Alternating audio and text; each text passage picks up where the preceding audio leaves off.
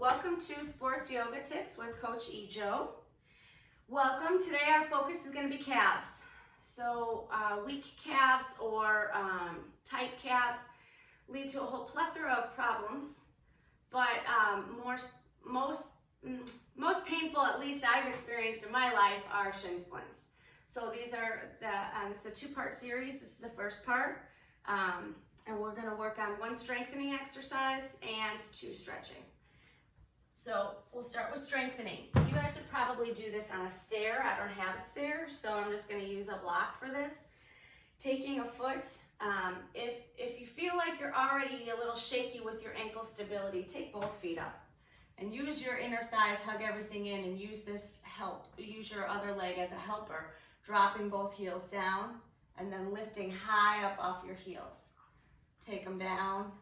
I can't go very low on the block with 2 feet, so I'm going to single it out. So if you feel like, yeah, I got that, it's no big deal, then you're going to take it here. When you drop your heel, your foot comes into a deep dorsiflexion where your toes reach towards your face. Straightening your leg as much as you can, and then start to lift up.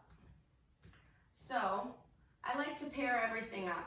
So I'm going to use this as a balance technique as well. You can see I've got a cheater, but I'm also turning and looking at you. Find something to stare at that doesn't move. See if you can find stability. Your foot will waver slightly when you put it down. When it lifts up, it'll waver. Even out the waver. See if you can breathe into this space. And you'll create a smoother transfer of energy from the dorsiflex to the plantar flex. Anyway, the most important part is the strength, but the more stability you feel mentally in your foot, in your calf, in your Achilles, then your balance will come a lot quicker, easier, and mindlessly, meaning you don't have to think about it so much. So that's your strengthening. 10 each side, switch twice, maybe 3 times.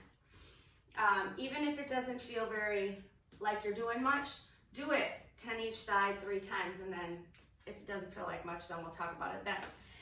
But we're going to go into a first stretch, which is my answer for almost every sports injury problem, anything, is downward facing dog.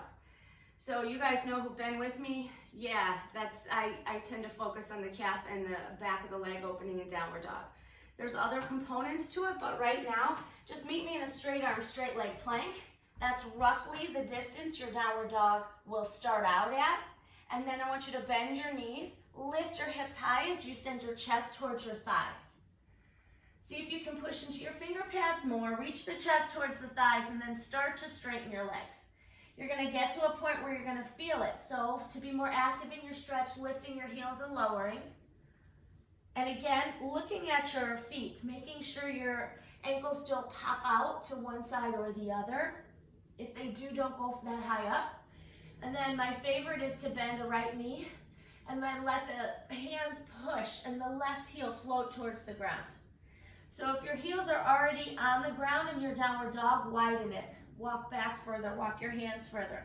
But stay and hang out in these stretches. And remember, these longer holds are not to be done before activity.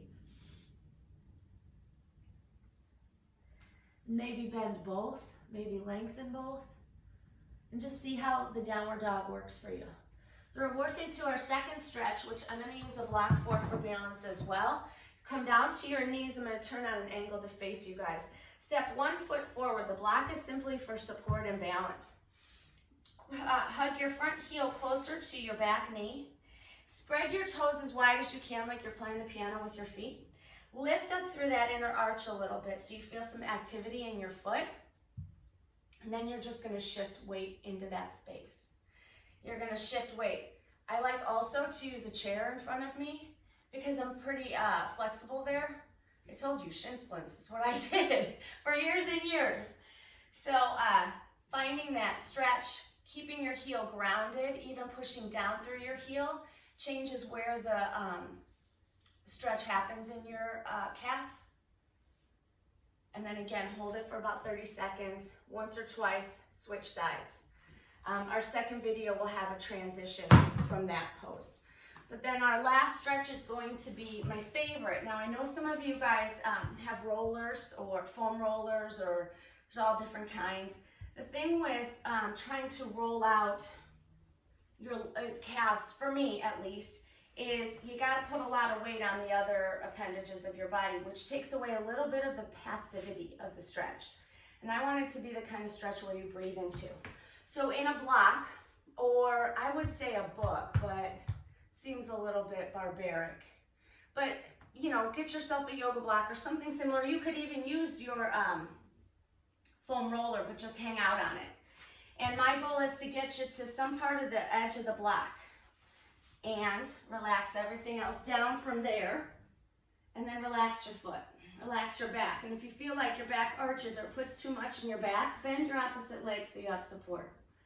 And then from here, you're just gonna roll the toes in. I'm turning my leg out so you can see. Roll the toes in and roll them out. And you'll find a space that you don't love. Hang out in that space. Take a big breath, calm down. The fibers of the muscles are tight. Sometimes they really even get little nubs in them. And this is just a way of kind of pushing down, knuckling down, and letting them spread out a little bit. So I like that it's truly passive because your whole body is relaxed. So maybe you do this while you're studying for a test or something, I don't know. So for right now, for part 1, that's it.